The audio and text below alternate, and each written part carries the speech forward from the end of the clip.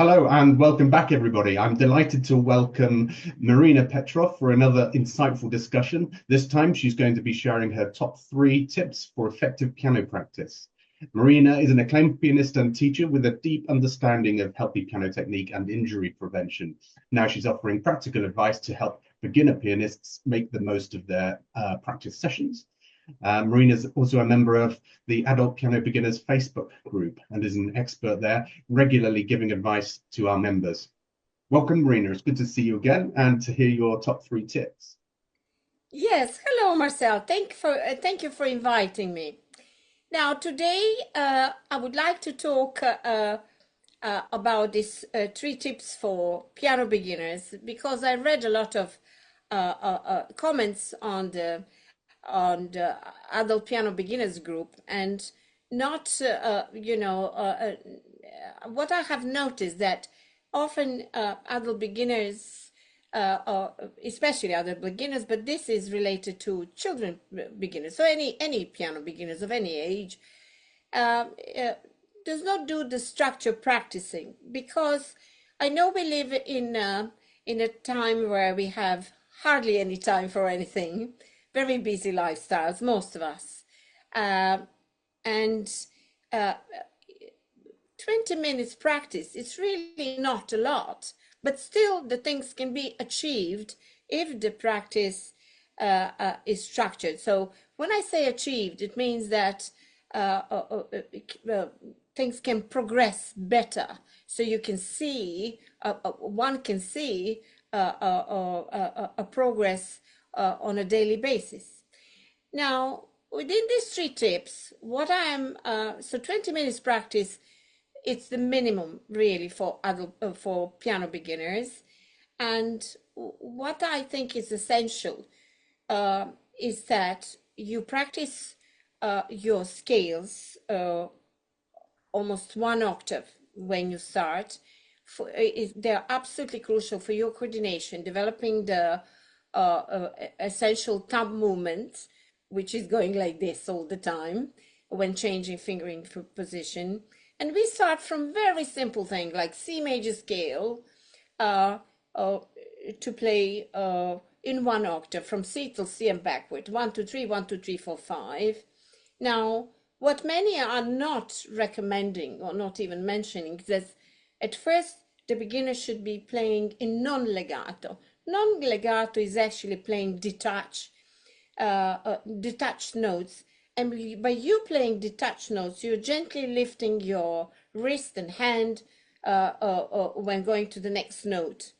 And this is so much easier to play at the very start than playing just legato. And therefore, uh, what we are developing through this detached movement is the release of the fingers after we played, and also it's the wrist movement and even the elbow movement to a certain extent. So we don't need to lift far away or something like that, just that we can go to the next note. While doing so, we need to, as I mentioned about the thumb, we need to do it to focus when changing finger position, uh, like 1, 2, 3, and then we put the thumb underneath, and then we do the next 5 and backwards. Yeah. So, for example, 3 times it's absolutely enough. It should take really less than about 1.5 minutes if you know, okay, I'm going doing this 3 times, like you're going in a swimming pool. Yes, I'm doing like 10 times up and down, or 20 times. And then the next stage is to play the same thing and trying to play legato, like walking fingers. Yeah.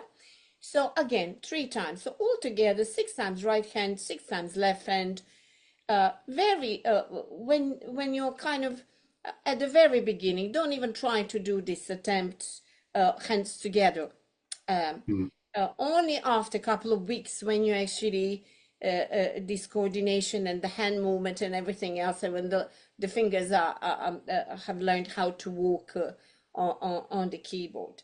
So these easy steps, does not take a lot of time, but a lot of progress with coordination and hand movement, and therefore you're working on your piano technique. Because when we are working on this thumb movement as well, one will notice that if the wrist is too low, it's impossible to do it. Yes, because the wrist is supposed to be still, as many teachers are promoting while you're playing scales or chords or so on. The same I'm advising to do with chords, because we are playing non-legato. So when I say chords, I don't mean chords like three notes together straight away, like tonic chord and the inversions, but I mean broken C, E, G, then three together. So when we are doing broken, we're doing non-legato first and then together. Again, once like that in non-legato, once like that with legato, left, right, and then we finish our practice. Next Right. stage, about pieces. Many of you, many of adult, in your group, I have noticed that trying hands together straight away to play even easy pieces Okay. when there is hands together. And I'm not advising it, because again, it has to do, coordination is very, very important. Then many of beginners learn quickly treble clef for some reason. I understand the reason is actually the melody lines are mainly written in treble clef, and somewhat many beginners are kind of learning quicker that treble clef, because the pieces are written mainly in treble clef, melody line, treble clef, and so on, and because of the books themselves. You have like in left hand like 5 notes from middle C down, and there we go. And so bass clef is not learned properly. So I'm advising, like many other teachers as well, hands separately first. Yeah, and also so that's another tip. Yeah, so hands separately first. Yeah. Also, try to incorporate at the same time sight reading. So, for example, what means by sight reading? Because I know many of my students as well, even on a higher level than beginners, they have a problem with sight reading within the rhythm. So they sight read the notes, recognize the notes, but not in time. And that's what is crucial for sight reading, isn't it? Is the timing. But then to do that, you have to have a good perception of timing, and to work on your timing, to recognize rhythm, and to work on your rhythm skills. So therefore, I recommend a parlato method before even attempting to play. So what is parlato method? Again, that's some they are recommending this, maybe they call it differently, the way how I was taught a long time ago, many decades ago, is actually saying the notes to yourself in time. If you find that difficult to do, because many are kind of getting mixed up with quavers, don't count in this and the other, try to actually clap and count the rhythm in the right hand, then the rhythm in the left hand, then And say so the notes. Sorry? would you be saying the letter names? Is that what you mean? Yes. Yeah. Okay. Yeah. So first clap and count. Yes. Nothing. Don't say the notes. Then the next stage is saying the notes in time after you have established what kind of rhythm you need to play in either hand.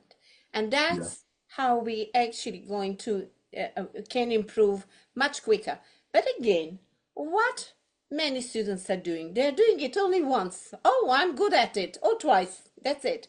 Try to Mm. do it on an everyday basis. So you're training your memory as well.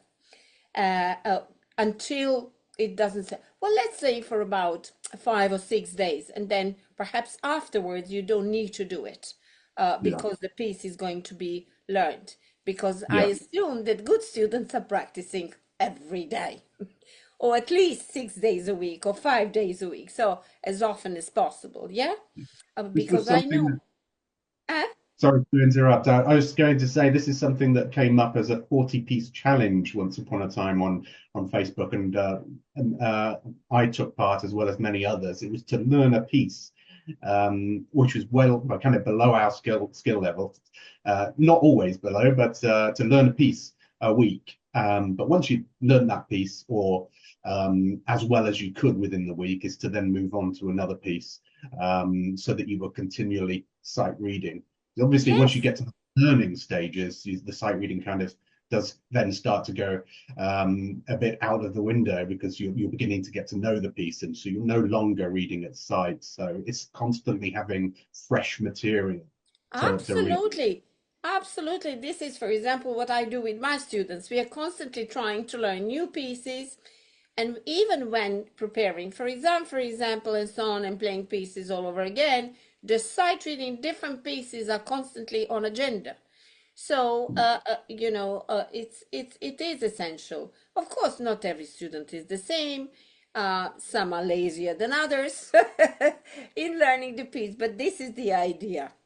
And the third tip within this 20 minutes, because as I said, everything what I'm actually promoting, we can do quite quickly. Once you do clap and count, once you say the notes, then try to practice your right hand, what I just mentioned, I don't know, 3 times minimum. That should be the minimum. And the same with left hand. Then, and it doesn't have to be the same day. The following day, do the same. It will go quicker. Then try to put hands together. At least maybe not the whole piece, but 4 bars that will do. And then the following day, another 4 bars, and so on.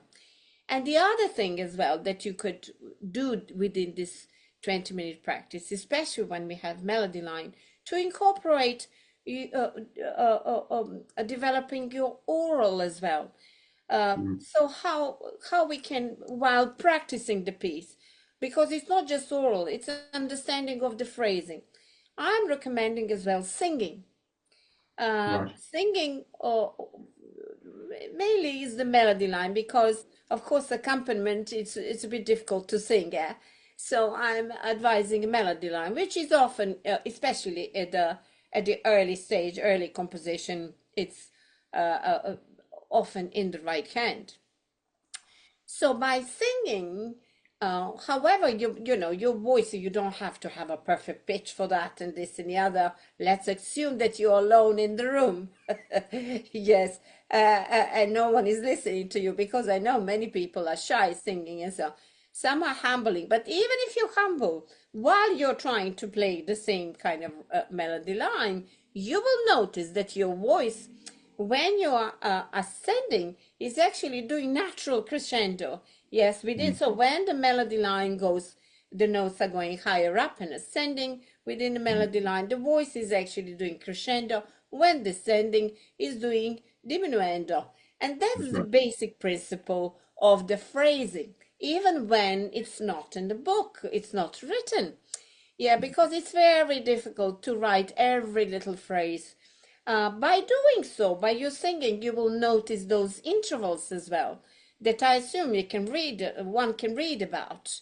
Yeah, Mm. what kind of intervals? We have intervals, like fifth or quinta, or seconda, the second, and so on, which are closer to each other. So, of course, then, the larger the interval, the bigger the crescendo, and then decrescendo. And sometimes melody lines, even of 2 bars, have those intervals, and many melody lines. And in the book, there will be no dynamics as such, but we actually should create some form of dynamic to sound more natural, because Mm. the music have started from us, from the human beings, and from our voices. Later on, the instruments were developed. So what we are doing is actually copying these natural laws, incorporating within instrument, because instrument give us a different timbre, you know. So if, and also this also improves a memory, so you're developing the memory, you start memorizing better. So therefore, these orals can help us with so many other things. So that's my tips, and that could be all done if structured practicing, like so, can be all done in 20 minutes. But as I Mm. said, if we stick with this, at the very beginning, if we stick with this kind of structure practicing, the results will be astonishing, and they will go much quicker than if not. Great. Well, thank you. A lot of people in the group actually do say they practice 2 hours in one stretch, and then they might not play again for a few days during because of time constraints and basically life getting in the way. What do you think of practice like that? 'Cause I don't think it's advisable, because I think most of people who are learning to play piano or developing piano skills know about reflexes. And to play piano or any other instrument for that matter, and piano is one of the most complex, well, all the keyboard instruments like organ and so on, they are quite complex for coordination. Um, and if one is doing this, I had adult students like that who are practicing for 2 hours, and then 5 days no. This is not very fruitful practice, because this reflex cannot be achieved. These Yeah. reflexes, because the reflex within, for example, we are talking scales, so all these different tasks, you have to develop a reflex. So when you're playing a piece, because what one has to understand, it's not like typing. It's not only fingers. This is what I started our conversation today with: this non-legato, legato, wrist movement, elbow movement. The upper arm is also involved. The whole body, really, the upper body. But how about the pedal when it comes later on? I even didn't touch that, Yeah. We've only got because three tips to cover, but I think you've covered within the three tips. The main ones I'd say is obviously you are looking at number one, practicing regularly at around a minimum absolutely. 20 minutes. As long as it's regular, then you're going to get benefit from that. Um, and to include some technical work, which is scales and hands separates within that. The other thing was then hands separate practice, which I think is vital, but really it's just so that you can learn the parts and the individual lines, and you can see different lines of music and where the counterpoint often goes, whereas actually you cannot always see that when you're trying to piece it together, hands together.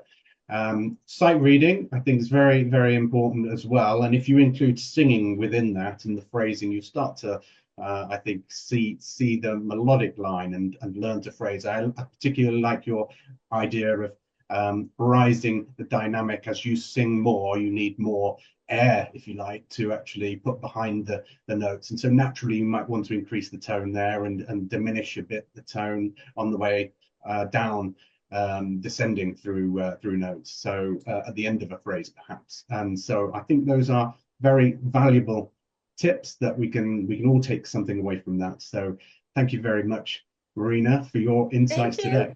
And Thank you see for you again. having me. Thank you for inviting me. Thanks. Bye bye for now.